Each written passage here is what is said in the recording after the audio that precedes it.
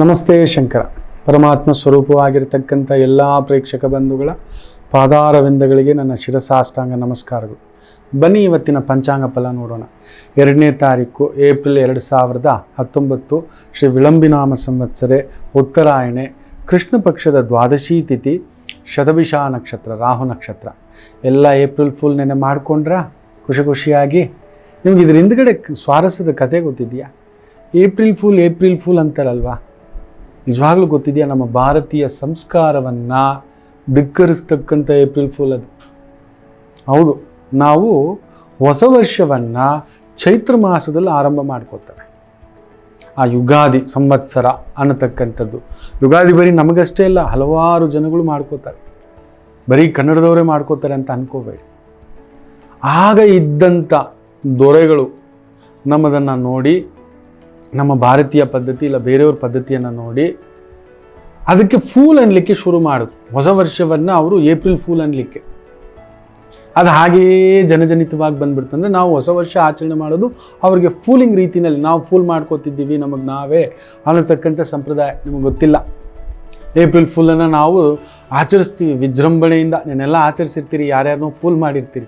ನೋಡಿ, ಅವನೊಬ್ಬ ಯಾರೋ ಪೆಂಗ ಮಂಗ ನಮ್ಮನ್ನು ಮಂಗ ಮಾಡಿಟ್ಟೋಗಿದ್ದಾನೆ. ಏಪ್ರಿಲ್ ಫುಲ್ ಅಂತಕ್ಕಂಥದ್ದು ನಮ್ಮ ಹೊಸ ವರ್ಷ ಆಚರಣೆಯನ್ನು ಮಾಡಿಟ್ಟೋಗಿದ್ದಾನೆ. ಅದಲ್ಲವಂತೆ ಜನವರಿ 1 ಹೊಸ ವರ್ಷ ಆಚರಣೆ ಮಾಡಿಕೊಂಡ್ರೆ ನಾವು ಫುಲ್ ಅಲ್ವಂತೆ. ನಮ್ಮ ಹೊಸ ವರ್ಷ ಆಚರಣೆ ಮಾಡಿಕೊಂಡ್ರೆ ನಾವು ಫುಲ್ ಅಂತೆ.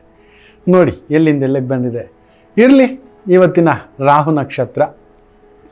ಆ ಚಂದ್ರ ರಾಹು ನಕ್ಷತ್ರದಲ್ಲಿದ್ದು ರಾಹು ಗುರು ನಕ್ಷತ್ರದಲ್ಲಿದ್ದಾನೆ, ಗುರು ಕೇತು ನಕ್ಷತ್ರದಲ್ಲಿ. ಒಂದು ರೀತಿ ಗುರು ಚಾಂಡಾಳ ದೋಷ.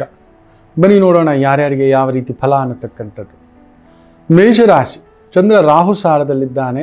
ವಿಶೇಷವಾಗಿ ಶತ್ರುಗಳಿಂದಲೂ ಲಾಭ, ಅನ್ಯಾಯ ಮಾರ್ಗದಲ್ಲಿ ಲಾಭ, ಅಧರ್ಮ ಮಾರ್ಗದಲ್ಲಿ ಲಾಭ ಮಾಡ್ಕೊಳ್ಳೋಕೆ ಹೋಗ್ತೀರ. ನೆನಪಿಟ್ಕೊಳ್ಳಿ ಮಕ್ಕಳ, ಧರ್ಮಬದ್ಧವಾಗಿ ತಾಯಿ ಹಾಲಿಗಿಂತ ಶ್ರೇಷ್ಠವಾದ ಹಾಲಿಲ್ಲ. ಅದೇ ನಮ್ಮ ಹೊಟ್ಟೆಲಿಲ್ಲ, ಕರಗಿ ಎಲ್ಲೋ ಹೊರಟೋಗಿದೆ. ಇನ್ನು ಅನ್ಯಾಯದ್ದು ನೋಡ್ತಿದ್ದೀವಲ್ಲ, ರಾಜಕಾರಣಿಗಳು ಈಗ ಎಲೆಕ್ಷನ್ ಬಂದಿರತಕ್ಕಂಥವ್ರು ಒಬ್ಬೊಬ್ರು ಡಿಕ್ಲೇರ್ ಮಾಡ್ತಿರೋದು ಕೇಳ್ತಿದ್ರೆ ಎದೆ ಡನ್ ಅನ್ನುತ್ತೆ.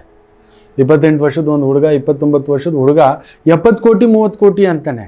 ಏನೋ ಕೆಲಸ ಏನೋ ಮಾಡ್ತಿದ್ಯಾ, ಯಾವ ಬಿಸ್ನೆಸ್ ಅಂದರೆ ಅಪ್ಪನ ಆಸ್ತಿ. ಅಪ್ಪ ಯಾರು? ರಾಜಕಾರಣಿ. ತಾತ ಯಾರು? ರಾಜಕಾರಣಿ. ಮುತ್ತಾತ ಯಾರು? ರಾಜಕಾರಣಿ. ದೊಡ್ಡಪ್ಪ ಯಾರು? ರಾಜಕಾರಣಿ. ಚಿಕ್ಕಪ್ಪ ಯಾರು? ರಾಜಕಾರಣಿ. ರಾಜಕಾರಣ ಅನ್ನೋದ್ರಲ್ಲಿ ಇಷ್ಟು ದುಡ್ಡು ಮಾಡ್ಬೋದು. ಸೊ ಜನಗಳು ಎಲ್ರಿಗೂ ರಾಜಕಾರಣಕ್ಕೆ ಬರಬೇಕು ಅನ್ನೋದು ಇದೇ ಹುಚ್ಚೇನು. ಸೊ ಇವತ್ತು ಆ ರೀತಿ ಅಧರ್ಮ ರೀತಿಯಲ್ಲೋ ಅದನ್ನು ದುಡ್ಡನ್ನು ಕಬಳಿಸ್ಬೇಕು ಅನ್ನತಕ್ಕಂಥದ್ದು ಬರುತ್ತೆ. ದಯವಿಟ್ಟು ಬೇಡ, ಜಾಗ್ರತೆ ಮಕ್ಕಳ. ಅದಕ್ಕೆ ವಾಪಸ್ ಕೊಡೋದು ಒಂದು ಬಂದುಬಿಡುತ್ತೆ, ಜಾಗರೂಕತೆ. ವೃಷಭ ರಾಶಿ ಚೆನ್ನಾಗಿದೆ. ಲಾಯರ್ ಆಗಿದ್ದೀರಾ, ಎಕ್ಸ್ಪೋರ್ಟ್ ಇಂಪೋರ್ಟ್ ಬಿಸ್ನೆಸ್ಸಲ್ಲಿದ್ದೀರಾ, ಈ ಕೆಮಿಕಲ್ ಇಂಡಸ್ಟ್ರಿನಲ್ಲಿದ್ದೀರಾ, ಫರ್ಟಿಲೈಸರ್ಸ್ ಟೆಕ್ನಿಷಿಯನ್ಸ್ ಆಗಿ ಕೆಲಸ ಮಾಡ್ತಿದ್ದೀರಾ. ಅಭಿವೃದ್ಧಿ ನೋಡತಕ್ಕಂಥ ಒಂದು ದಿನ, ಒಂದು ರೀತಿ ತೃಪ್ತಿದಾಯಕ. ಸ್ವಲ್ಪ ಖರ್ಚು ವೆಚ್ಚಗಳು ಜಾಸ್ತಿ. ಆ ರಾಹು ಗುರುಸಾರದಲ್ಲಿದ್ದಾನೆ. ನಿಮಗೆ 2ನೇ ಮನೆಯಲ್ಲಿ ಏನೋ ಒಂದು ರೀತಿ ಭೀತಿ, ಏನೋ ಒಂದು ಆತಂಕ, ಇರೋ ಜಾಬ್ ಕಳ್ಕೊಬಿಡ್ತೀನೋ, ಇರೋ ಇನ್ಕಮ್ ಮಿಸ್ ಆಗಿಬಿಡುತ್ತೇನೋ ಅಂತ. ವಿನಾಯಕರಿಗೊಂದು ಸಣ್ಣ ಸಂಕಲ್ಪ ಮಾಡ್ಕೊಳ್ಳಿ, ಚೆನ್ನಾಗಿದೆ. ಮಿಥುನ ರಾಶಿ, ಚಂದ್ರ ರಾಹು ಸಾರದಲ್ಲಿದ್ದು ಆ ರಾಹು ಗುರುಸಾರದಲ್ಲಿದ್ದಾನೆ. ಗುರುಚಾಂಡಾಳ ದೋಷವೇ. ಒಳ್ಳೆಯವ್ರಿಗೆ ನೀವು ಕೆಟ್ಟವರಾಗ್ತೀರಿ, ಕೆಟ್ಟವ್ರಿಗೆ ಒಳ್ಳೆಯವರಾಗ್ತೀರಿ. ಉಲ್ಟಾ ಪಲ್ಟಾ ಮಾಡ್ತೀರಿ. ಯಾರ ಮಾತು ಕೇಳಬೇಕೋ ಅವ್ರ ಮಾತು ನೀವು ಕೇಳೋ ಸ್ಥಿತಿಲಿ ಇರೋಲ್ಲ. ತುಂಬ ದೊಡ್ಡ ಅಧಿಕಾರಿ ವರ್ಗದಲ್ಲೋ, ಸ್ಥಾನ ವರ್ಗದಲ್ಲೋ, ದೊರೆ ವರ್ಗದಲ್ಲೋ ಇದ್ದವರಂತೂ ನೀವು ಕೇಳೋದೇ ಇಲ್ಲ. ಎಲ್ಲ ಬೇರೆಯವರು ಬಂದು ನಿಮ್ಮನ್ನು ಕಿವಿಗೆ ಎಲ್ಲ ಪಾಷಾಣವನ್ನೇ ತುಂಬತಕ್ಕಂಥದ್ದು, ಇಲ್ಲ ಕಿವಿಗೆ ಕೆಟ್ಟದೇ ಬೀಳ್ತಕ್ಕಂಥದ್ದು, ಕೆಟ್ಟ ಆಲೋಚನೆ, ಹೇಗಾದರೂ ಬೇರೆ ದಾರಿ, ವಾಮ ಮಾರ್ಗ, ಈ ರೀತಿ ಬುದ್ಧಿ ಕೆಡಿಸ್ತಕ್ಕಂಥದ್ದು ಮಾಡಿಸುತ್ತೆ. ಜಾಗರೂಕತೆ. ಆಕಸ್ಮಿಕ ದೈವ ದರ್ಶನ, ಗುರು ದರ್ಶನ, ಆಶೀರ್ವಾದವೂ ಉಂಟು. ಉಪಯೋಗಿಸ್ಕೊಳ್ಳಿ. ದೈವ ಎಲ್ಲರಿಗೂ ಸಿಗೋಲ್ಲ, ಗುರುವಿನ ಸೌಭಾಗ್ಯ ಕೂಡ ಎಲ್ಲರಿಗೂ ಸಿಗೋದಿಲ್ಲ. ಇವತ್ತು ನಿಮ್ಮನ್ನು ತಾನಾಗಿ ಗುರುವಿನ ಪ್ರಸಾದ ಹುಡ್ಕೊಂಡು ಬರ್ತಕ್ಕಂಥ ಸುಯೋಗ. ಅದೃಷ್ಟ ಸಂಖ್ಯೆ 4, ಅದೃಷ್ಟದ ದಿಕ್ಕು ಈಶಾನ್ಯ. ಕರ್ಕಾಟಕ ರಾಶಿ, ಚಂದ್ರ ರಾಹು ಸಾರದಲ್ಲಿದ್ದಾನೆ. ವಿಲ ವಿಲ ವಿಲ ವಿಲ ವಿಲ ಅಂತ ಒದ್ದಾಡ್ತೀರಿ. ಮಗನಿಗೋಸ್ಕರನೋ, ಮಗಳಿಗೋಸ್ಕರನೋ, ಇಲ್ಲ ಆರೋಗ್ಯಕ್ಕೋಸ್ಕರನೋ ಒಂದು ರೀತಿ ತೊಳಲಾಟ. ಪೂರ್ಣ ಕಾಳಸರ್ಪ ದೋಷ ಬೇರೆ. So nobody is watching you, everybody is blocked. So ನನಗೆ ಯಾರೂ ಇಲ್ವಾ, ನನ್ನ ಜೀವನ ಇಷ್ಟೇನ ಅನ್ನಿಸ್ತಕ್ಕಂಥದ್ದು. ಜಗನ್ಮಾತ ಆದಿಶಕ್ತಿ ದೇವಸ್ಥಾನಕ್ಕೆ ಹೋಗ್ಬಿಟ್ಟು ಒಂದು ಸಣ್ಣ ಅರ್ಚನೆ ಮಾಡಿಸ್ತಕ್ಕಂಥದ್ದು ಮಾಡಿ. ಎಲ್ಲ ನವಗ್ರಹಗಳು ಎಲ್ಲ ದ್ವಾರ ಬಂದು ಆಗಿಬಿಟ್ಟಿದೆ, ನಮ್ಗೆ ಇನ್ಯಾರೂ ದಿಕ್ಕಿಲ್ಲ ಅಂದರೆ ಅಮ್ಮನ ಹತ್ರ ಓಡೋಗ್ತೀವಿ, ಅಪ್ಪನ ಹತ್ರ ಓಡೋಗ್ತೀವಿ. ಅವ್ರ ಹತ್ರ ಹೋಗಿ ನಿಂತ್ಕೋಬೇಡಿ, ದಾರಿ ಅವ್ರು ಕರ್ಕೊಂಡು ಹೋಗ್ತಾರೆ, ಏನೂ ತೊಂದರೆಗಳಿಲ್ಲ. ಅದೃಷ್ಟ ಸಂಖ್ಯೆ 3, ಅದೃಷ್ಟ ದಿಕ್ಕು ಈಶಾನ್ಯ. ಸಿಂಹರಾಶಿ, ವ್ಯಯಾಧಿಪತಿ ನಿಮಗೆ ಸಪ್ತಮದಲ್ಲಿರೋದ್ರಿಂದ ಪಾಲುದಾರಿಕೆ, ಪಾರ್ಟ್ನರ್ಶಿಪ್ಪು, ವ್ಯವಹಾರಗಳಲ್ಲಿ ಸ್ವಲ್ಪ ಖರ್ಚು ವೆಚ್ಚಗಳು, ಎಲ್ಲವೂ ಅನುಮಾನ. ಅವನ ಎದುರುಗಡೆ ನಾವು ಕಳ್ಳರು, ಎದುರುಗಡೆಯನ್ನು ಕಳ್ಳರು ಅಂದ್ಕೊಳ್ಳೋದು. ಕಳ್ಳನ ಮನಸ್ಸು ಉಳ್ಳುಳ್ಳಂಗೆ ಅನ್ನೋ ರೀತಿಯಲ್ಲಿ, ಮೋಸಗಾರನಿಗೆ ಯಾರನ್ನೂ ನಂಬಲಾರ ಅನ್ನತಕ್ಕಂಥದ್ದು. ಕುಂಬಳಕಾಯಿ ಕಳ್ಳ ಹೆಗಲು ಮುಟ್ಟು ನೋಡ್ಕೊಂಡು ಅನ್ನೋ ರೀತಿಯಲ್ಲಿ ಇವತ್ತು ನಡೀತಕ್ಕಂಥದ್ದಾಗುತ್ತೆ. ಯಾರೋ ಕಳ್ಳ ಅಂದರೆ ನೀವು ಮುಟ್ಟು ನೋಡ್ಕೋತೀರಿ, ನಂದೇನಾದರೂ ಹೋಯ್ತಾ, ನನ್ನನ್ನೇನಾದರೂ ಹಿಡ್ಕೊಳ್ಳೋಕೆ ಬಂದ, ಆ ರೀತಿ ಒಂದು ಸಮಸ್ಯೆಗಳಲ್ಲಿ ತೊಡಗಿಸ್ಕೊಳ್ತಕ್ಕಂಥದ್ದಾಗುತ್ತೆ. ಜಾಗರೂಕತೆ. ಅದೃಷ್ಟ ದಿಕ್ಕು ಉತ್ತರದ ದಿಕ್ಕಾಗಿರುತ್ತೆ. ಅದೃಷ್ಟ ಸಂಖ್ಯೆ 4. ಕನ್ಯಾ ರಾಶಿ. ಚಂದ್ರ ರಾಹು ಸಾರದಲ್ಲಿದ್ದು, ರಾಹು ನಿಮಗೆ ಮಿತ್ರ.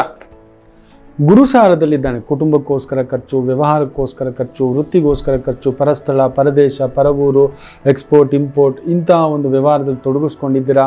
ಒಂದು ಇನ್ಕಮ್ ಇನ್ವೆಸ್ಟ್ಮೆಂಟ್ ಅಂತ ಏನೋ ಒಂದು ಮಾಡ್ಲಿಕ್ಕೆ ಹೋಗ್ತಿದ್ದೀರಾ. ಅಂಥದ್ರಲ್ಲಿ ವಿಶೇಷ ಪ್ರಗತಿ ಕಾಣತಕ್ಕಂಥ ಒಂದು ದಿನವಾಗಿರುತ್ತೆ. ಚೆನ್ನಾಗಿದೆ ಕನ್ಯಾ ರಾಶಿಯವರಿಗೆ, ತೊಂದರೆ ಏನೂ ಇಲ್ಲ.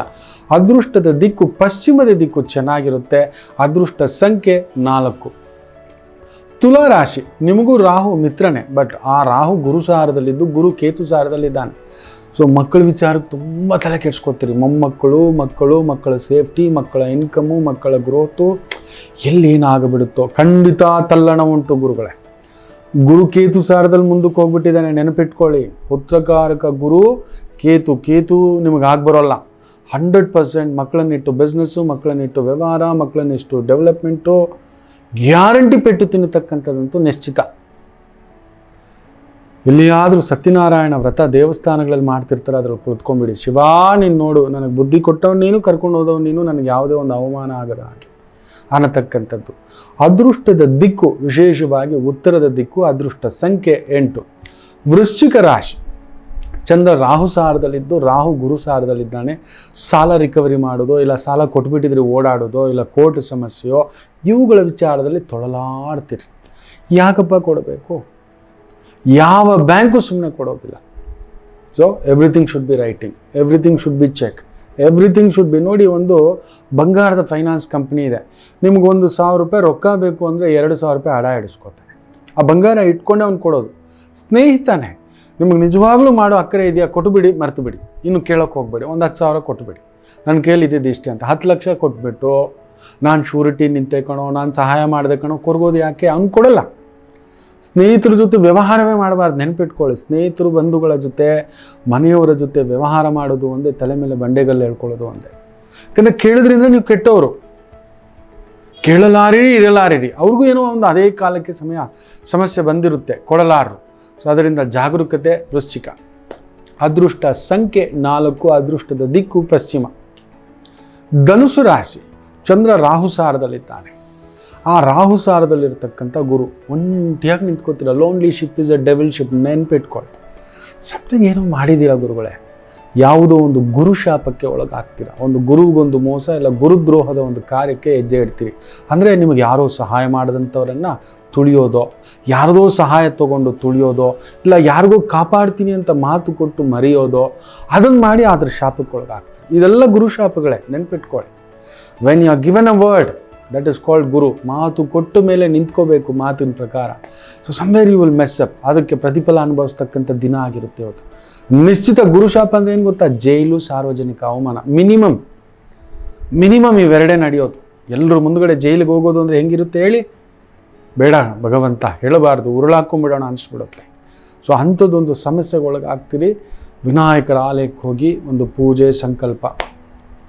ಮಕರ ರಾಶಿ. ರಾಹು ಸಾರದಲ್ಲಿ ಚಂದ್ರ.